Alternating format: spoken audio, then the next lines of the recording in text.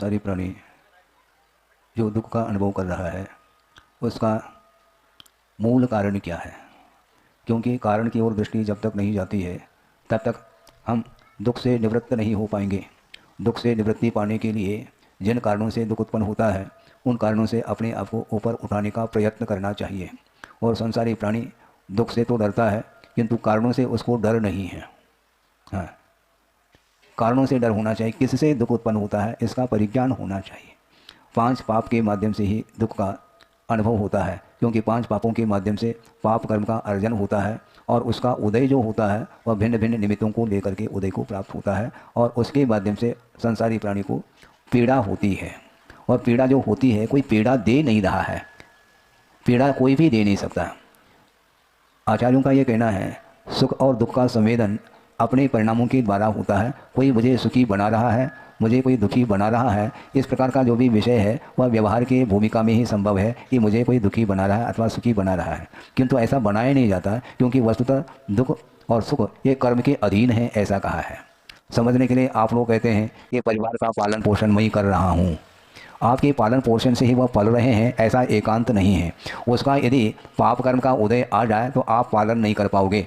मान लो भयानक कोई रोग हो गया है और आपके द्वारा पालन करने से उसकी रक्षा हो सकती है क्या?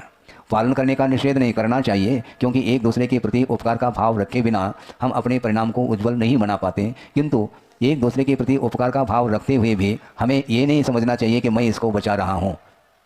डॉक्टर भी बचा नहीं पाएंगे।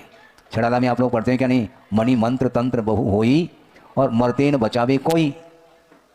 संभव नहीं है बचाना, क्योंकि जिसका जन्म हुआ है तो वह कालांतर में जब आयु कर्म का क्षय होने को हो जाता है तो वह मरणासन्न हो जाता है। कितने भी आप उपचार आदि करें तब भी उसको बचा नहीं सकते हैं।